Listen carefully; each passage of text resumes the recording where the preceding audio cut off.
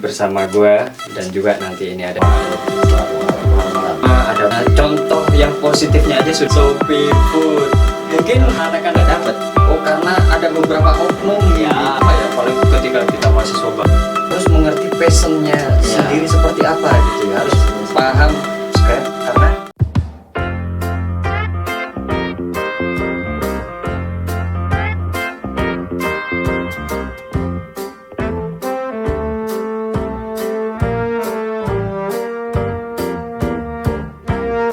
halo, balik lagi bersama host yang ya bisa dibilang ganteng yang gak ganteng, nanggung sih ya gitu. Kita akan ngobrol lagi bersama gue dan juga nanti ini ada bintang tamu yang sangat spesial.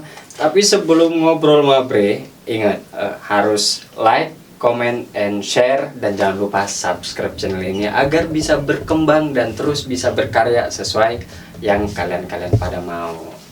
Oke, kita kembali lagi bersama Ngoar Malam. Bintang tamu kita sekarang ini adalah salah satu atlet di bidangnya. Mungkin bisa dibilang banyak bidang yang dia bisa. Futsal, volley. Kita nggak usah banyak-banyak deskripsikan bintang tamu kita, biarkan dia yang memperkenalkan diri. Monggo, Bre, kenalkan diri lu dulu, Bre. Oke, sebelumnya gue ingin menyampaikan ucapan selamat malam untuk sahabat Ngoar Malam. Oke, selamat Ngoar Malam. Sebelumnya perkenalkan, nama panggilan saya. Nama panggilan aja ya? Boleh. Nama panggilan Dimas, bisa dipanggil Dimas lengkap, bisa Dim bisa atau Mas bisa. Oke. Nama aja nih. Iya, kalau misalkan mau ada, mungkin sebelum nanti kita ngobrol panjang lebar nih, kalau misalkan lu mau nyampein salam-salam buat keluarga atau enggak buat pacar mungkin ya, atau enggak buat temen yang si istimewa, paling pacar. Siap. Udah itu aja. Udah itu aja lah. Oke. Ini Dimas, kalau boleh tahu Dimas nih, lu asalnya dari mana, Bre? Asal gua dari Palembang, Sumatera Selatan. Kota empek-empek. Iya, Palembang terkenal sama pempek banget ya. Jelas, pempeknya enak. Sama jargonnya nih Palembang nih, Wong Kito Galau. Wong Kito Galau. Jadi untuk Wong orang-orang Kito Galau jangan lupa subscribe. Nah, itu yang terpenting. Terakhir, Bre, gue mau nanya deh. Lu dari Palembang. Nah, lu sekarang ada di Jogja ini ngapain? Kuliah, kerja atau gimana? Kuliah. Kuliah. Tapi sekarang sambil part time kerja. Part time kerja apa nih? Kerja bimbel. Bimbingan belajar. Bimbel belajar anak SD. Oh, anak SD. Prodi lu apa nih?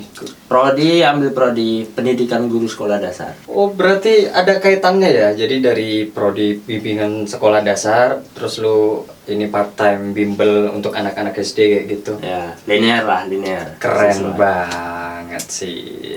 Nah, alasan lu milih Jogja untuk lu menempuh ilmu di Jogja itu apa? Milih Jogja kan udah terkenal dengan kota pelajar ya. Iya, benar. Kota pelajar itu udah tersebar lah di seluruh daerah di Indonesia. Gue setuju itu. Ya.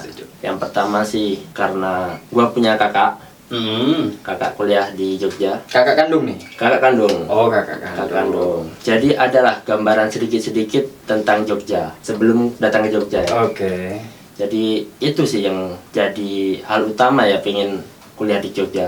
Karena dengar cerita-cerita, dengar omongan-omongan dari mulut ke mulut, Jogja tuh gini enak-enak. Iya, dapat informasi. Gitu. Kalau istilah perfilman ada thumbnailnya kayak gitu.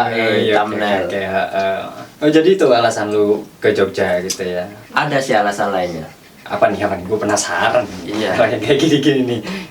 Alasan lainnya tuh dulu pengen masuk klub bola voli di Jogja. Oh, berarti bisa bola voli juga? Ya, bisa lah.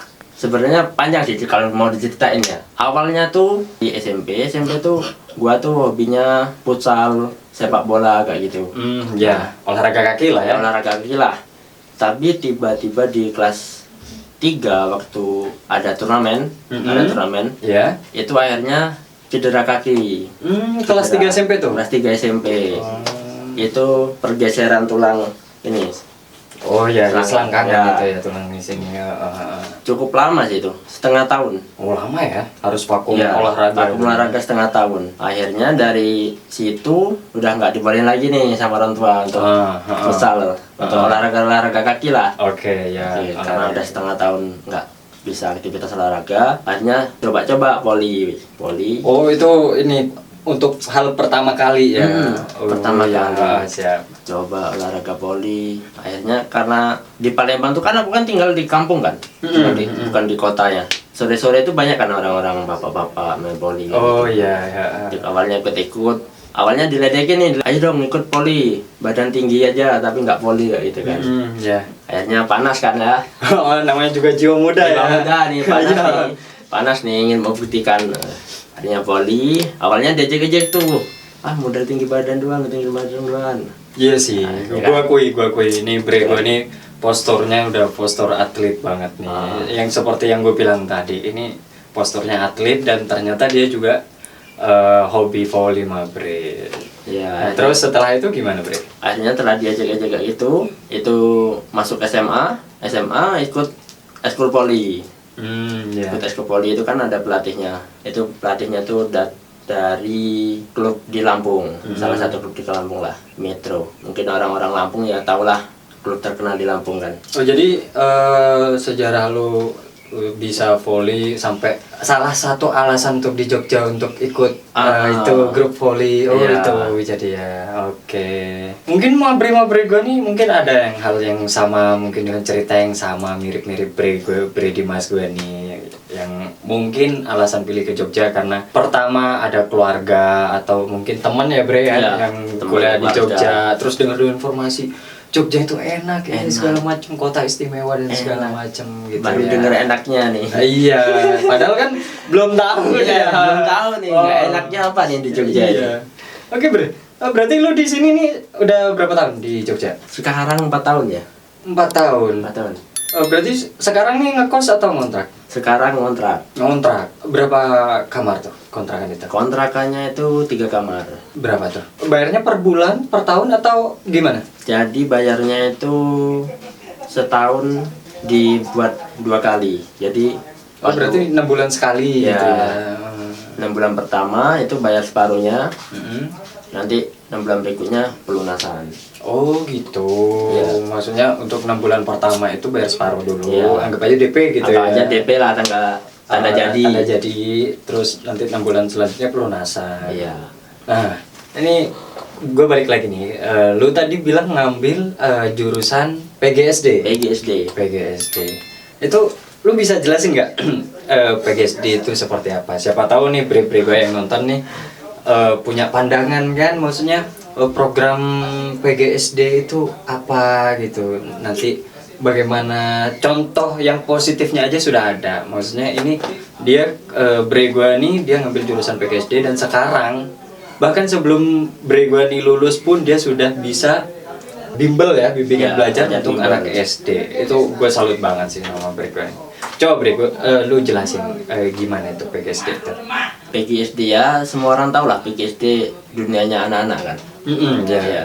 Jadi kalau misalkan kita kuliah di PGSD itu, mungkin banyak yang beranggapan enak kuliah PGSD, cuma belajar pelajaran SD. Iya. Inilah itulah kan. Padahal apa yang dipelajari di PGSD itu ya bukan pelajarannya, tapi cara mengajarnya. Cara mengajarnya Cara itu mengajarnya. ya. Soalnya kan kebanyakan mungkin paradigma orang itu banyak mengatakan bahwasanya di PGSD itu ngapain sih ngambil PGSD, toh juga itu pelajaran SD yang diajarin gitu kan ya. Betul. Kan paradigma orang seperti itu. Padahal Paradigma. salah ya. Padahal Salah. harusnya kalau PGSD itu kan cara mengajar untuk anak Iya. SD. Dan menurut lu nih ya, yang sudah mungkin mulai mengajar anak SD, susah nggak? Susah-susah gampang sih. Susahnya gimana, gampangnya Iya. gimana? Susahnya tuh kan setiap anak itu memiliki karakter yang berbeda-beda. Ya, oke. Jadi gimana kita mengkontrol suasana belajar itu agar tetap kondusif selama pembelajaran.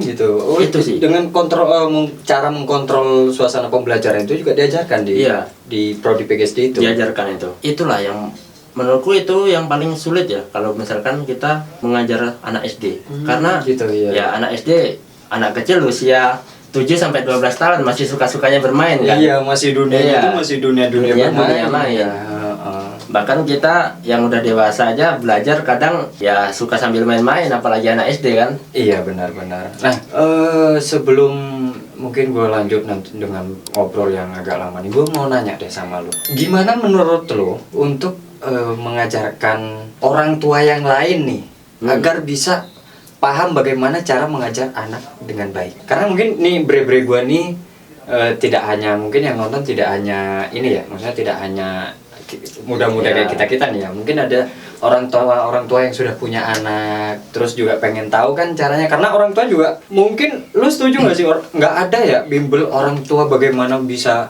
kursus orang tua bagaimana untuk mengajar anak yang baik Ya, kan nggak ada sih nggak ya ada, di situ. nggak ada.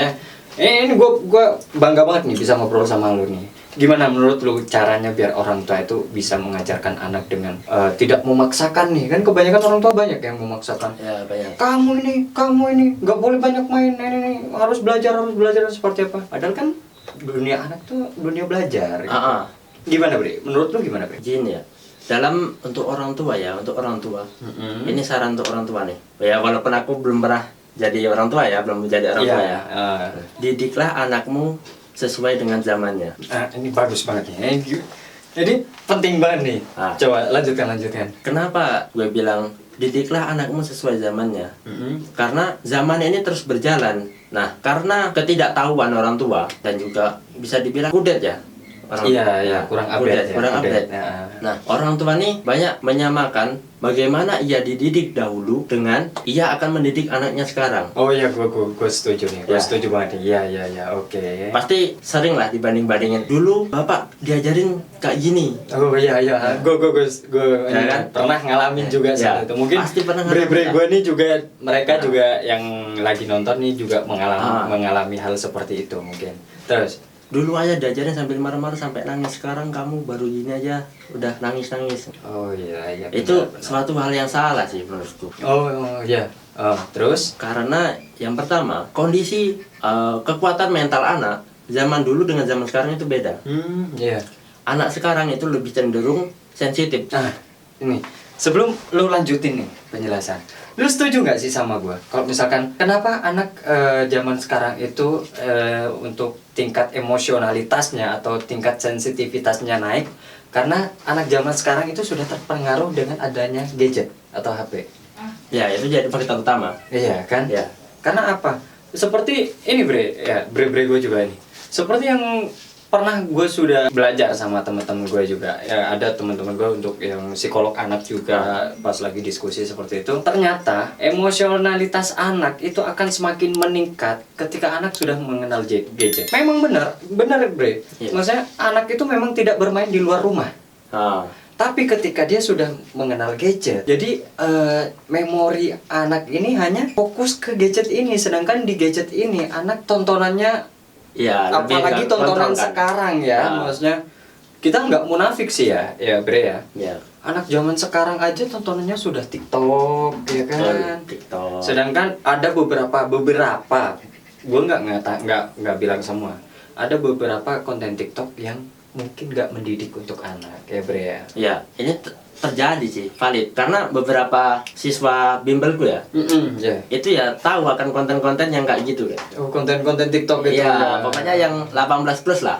yang 18 plus. Mereka tahu. Nah, nih, jadi menurut lu gimana caranya biar anak itu tidak terlalu fokus sama HP? Yang pertama merubah habit sih, kebiasaan. Nah, ini penting. Ini Kebiasaan. penting nih. Karena di usia anak yang mungkin di bawah 10 tahun atau mungkin masih di bawah 15 tahun, itu kebiasaannya memang benar harus dikontrol sama orang tua gitu ya, Bre? Iya, betul. Karena kan mereka nggak bisa ngatur sedemikian rupa dirinya sendiri. Iya. Pasti ada bimbingan dari orang tuanya. Nah, sekarang kebiasaan orang tua zaman sekarang itu anak kecil nangis dikasih HP. tonton Iya, YouTube. Ini valid banget sih kalau ini. Banyak kejadian sih di sini. Iya. sih ya. Jadi pembiasaan-pembiasaan dari kecil ke bawah, akhirnya pengaruhnya kan ya ke psikologi anak. Iya sih, gue setuju banget nih Bre. Ya. Ternyata Bre gue nih dia punya pemikiran yang sangat bagus, yang sangat brilian, dan itu pun punya pesan moral yang berguna untuk orang tua di sana, bagaimana cara untuk mendidik anak. Nah, By the way ini Bre, pola pikir lu sudah mencerminkan banget lu adalah seorang pendidik. Dan menurut gue lu berhasil ya. Lu berhasil belajar di PGSD itu sendiri. Kalau boleh tahu lu kuliah di mana sih Bre? Gue kuliah di Shopee Food. Shopee Food. Mungkin anak-anak di daerah Jogja mungkin tahu ya. Ya, tahu. Jogja nggak tahu. Jadi Universitas Ahmad Dahlan. Universitas Ahmad Dahlan karena alma maternya dia warnanya orange. Iya. Tapi lu bangga nggak kuliah di situ? Bangga sih. Bangga ya. Bangga banget malah. Nih, sebelum kita lanjut nih Bre, obrolan kita nih Bre. Penting nggak sih? Maksudnya harus milih-milih kampus. Gue harus masuk kampus ini, gue harus masuk kampus ini. Menurut lu gimana tuh? Menurutku penting sih. Karena ya Alasannya? kualitas kampus menentukan kualitas dirimu. Oh iya, benar. Walaupun itu nggak 100% ya. Iya. Walaupun itu nggak 100%. Kembali lagi pada Iya, diri kembali lagi kita pada sendiri diri. gitu ya. Tapi kan lingkungan kampus yang baik itu akan membawa diri kita ke hal yang baik juga. Nah, gue setuju nih. Makanya seperti pepatah, kalau misalnya kita berteman sama orang yang jual bunga gitu ya, kita akan ikut wangi. Begitu juga kalau misalnya kita berteman dengan orang yang hidup di dunianya yang kotor, kita akan ketularan kotor. juga. Nah, Bre, kita nih mungkin itu obrolan untuk pengenalan mungkin ya. Gue pengen ngobrol sesuatu nih Bre. Lu tahu kan sekarang Indonesia itu lagi ada kasus, mungkin bisa dibilang kasus, mungkin bisa dibilang kejadian yang lagi menggemparkan Indonesia ini. Kontroversi ya. Iya, yang benar-benar kontroversi di Indonesia yaitu kenaikan BBM nih. Menurut lu dari sudut pandang atau dari kacamata mahasiswa seperti lu, khususnya lu kan di bagian keguruan nih ya. Nah, kenaikan BBM itu seperti apa menurut lu? Untuk yang saat ini yang terjadi di Indonesia? Kenaikan BBM ya, kalau misalkan dilihat dari kacamata saya sebagai masyarakat Indonesia, Ya, khususnya mahasiswa ya. Khususnya mahasiswa. Mahasiswa. Sangat merepotkan sih, menyusahkan bahkan. Menyusahkan. Ya, karena ya sebagai mahasiswa kirimannya ya nggak seberapa gitu.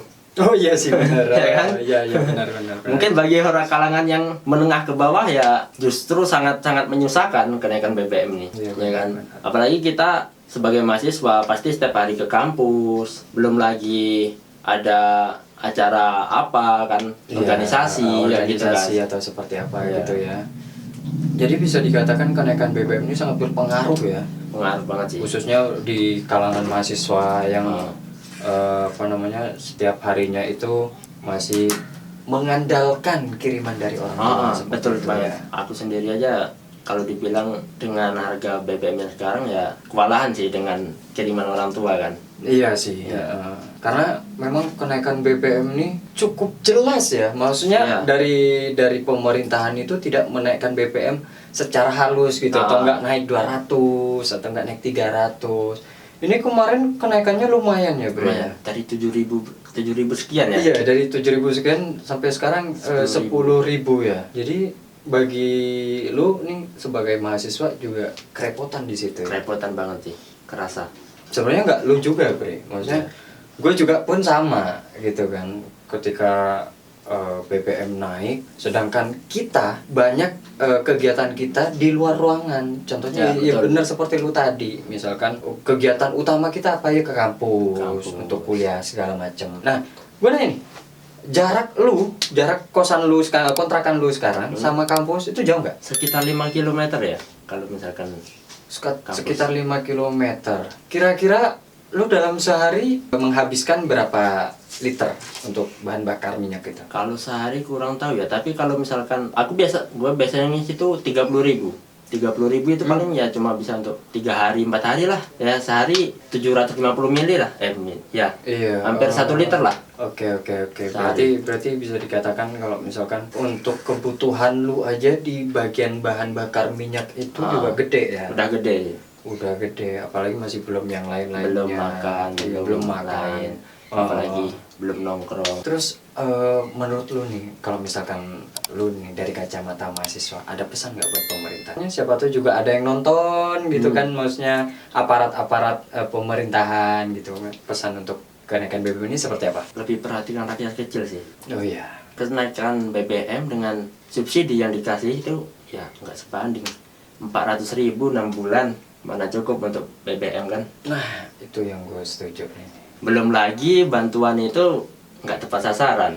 Maksudnya Bre, gimana nih? Nggak tepat sasaran dalam artian mungkin? Dalam artian ya yang seharusnya dapat jadi nggak dapat. Oh, karena ada beberapa oknum Ya, gitu di situ adalah ya. beberapa oknum mungkin ya kerabat dari yang punya wewenang atau Oh apa. iya ini itu juga rahasia publik sih. Iya sih, Rahasia itu. publik. Tapi ya apalah daya kita Iya. yang mungkin ini. Jadi berarti menurut lu memang kenaikan BBM itu paling tidak itu untuk BBM yang bersubsidi harus benar-benar ditujukan ke yang berhak menerima gitu Ya, ya, Bro, ya? betul. Oke, jadi menurut lu juga dari kacamata mahasiswa, dari sudut pandang mahasiswa juga seperti itu. Sama. Oke, Bre. Bisa nggak sih, misalnya, tolonglah lu kasih pesan ke mahasiswa-mahasiswa yang lain nih yang ada di Jogja gitu ya, maksudnya bagaimana sih untuk minimalisir hal seperti itu, khususnya mahasiswa-mahasiswa baru nih yang masih apa ya? Mungkin lu sama gue juga udah sama ya, apalagi ketika kita mahasiswa baru pengennya diajak teman ke sini ayo, diajak teman ke sini ayo, diajak teman ke sini ayo gitu, bahkan sampai ke kos cuma mandi, ganti baju, berangkat lagi. Nih.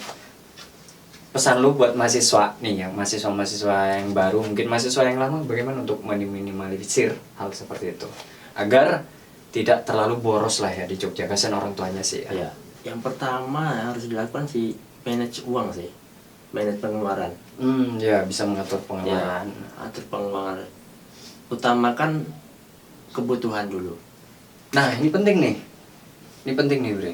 Berarti memang utamakan kebutuhan. Kebutuhan dulu. Ingat ya sobat bre gua nih ngor malam nih, utamakan kebutuhan bukan keinginan. Ya, Ya, terkadang kan orang itu yang gue ingin ini, gue pengen ini, tapi lupa sama kebutuhan kita, itu ya kan? Itu salah sih. Terus yang kedua apa nih Bre? Kira-kira Bre? Yang kedua, apa yang diperluin lah untuk sehari-hari, untuk apa, misalkan kebutuhan ke kampus atau apa, bukan yang termasuk ini ya. Kalau misalkan yang kebutuhan tadi kan misalkan sabun, Oh iya, kebutuhan Ya. yang pokoknya ya untuk belanja bulanan lah. untuk belanja bulanan, gue Nah. setuju sama lu nih. Terus? Itu harus di-spend di awal dulu sih, di awal bulan. Oh iya, benar, setuju gue. Yang kedua ya manage uang dalam hal makan. Dalam hal makan, Makan. sama hal konsumsi lah ibarat kata ya. Konsumsi. Terus apa lagi Bre? Mungkin ada lagi yang mau lu sampaikan, maksudnya bagaimana untuk mahasiswa yang ada di Jogja, khususnya nih mahasiswa baru ya kan? Karena mahasiswa baru gue yakin sih mereka masih belum tahu bagaimana memanage uang ya kan, karena mereka masih tingkat egoisasi terhadap dirinya sendiri itu masih tinggi ya enggak sih? Betul-betul. Makanya Masih itu membara ya. masih membara gitu Mau kan. main sana ke sini. Jadi menurut lu seperti itu ya. Jadi pertama itu pertama harus manage bisa memanage uang. Jadi uang bulanan. Kalau menurut gue juga nggak mahasiswa aja kalau uang bulanan ini Nah, Bre ya. Bahkan yang sudah semuanya sih. berkeluarga juga sama ya Bre ya. Harus bisa memanage uang kalian, uang pendapatan kalian. Kalau mahasiswa kan belum punya hasil sendiri ya. Iya benar, karena belum bisa mandiri seperti Iya. itu ya. Nah, setelah itu Bre, mungkin kita kan tadi sudah ngobrol soal BBM, pengaruhnya dengan mahasiswa dan segala macam gitu ya. Nih, gue pengen minta pesan lu satu lagi nih untuk sobat-sobat Bre gue nih, yang mungkin mereka yang lagi ingin cari untuk mau kuliah, program studi apa yang bagus atau seperti apa misalkan, atau mungkin ada orang tua yang ingin menguliahkan anaknya. Itu menurut lu gimana pesannya untuk yang mereka yang mungkin bisa dikatakan anak SMA baru lulus? Untuk anak SMA baru lulus ya yang masih bingung-bingung ya. Iya, yang masih bingung gitu, bagaimana cara pilih program studi yang bagus buat mereka gitu. Menurut lu gimana? Yang pertama sih harus hilangin gengsi ya. Oh ya, gue setuju nih. Gengsi itu yang utama. Gengsi yang utama. Yang kedua harus tahu nih passionnya apa. Passion, kemana. ya, oke. Yang ketiga ya realistis saja. Kamu bisa masuk ke kampus mana, prodi mana, dan mampunya di mana. Oh, tidak usah dipaksakan Ya, ya. nggak usah dipaksakan sih. Oke. Karena terkadang anak-anak baru ini terlalu mengikuti kata orang tua, misalkan yang terdekat, kamu harus jadi dokter, padahal dari anaknya nggak mampu. Oh iya, nah ini penting nih, penting.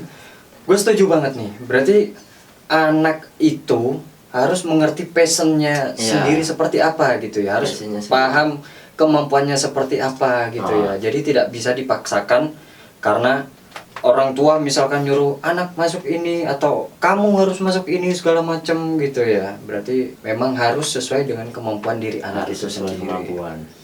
Oke Bre, terima kasih banyak nih udah mau ngobrol sama gua malam ini. Gua merasa obrolan ini memang benar-benar banyak pesan moral nih dan harus benar-benar ditonton sama bre-bre gue yang ada di sana. Dan jangan lupa selalu like, comment, share, and subscribe karena untuk mengembangkan channel ini dan biar bisa kita bangun channel ini bersama-sama dan biar ada pesan-pesan moral yang bisa kalian nanti contoh dan praktekkan di rumah dari narasumber-narasumber yang tentunya berpendidikan. Oke, sampai jumpa lagi kita nguar malam.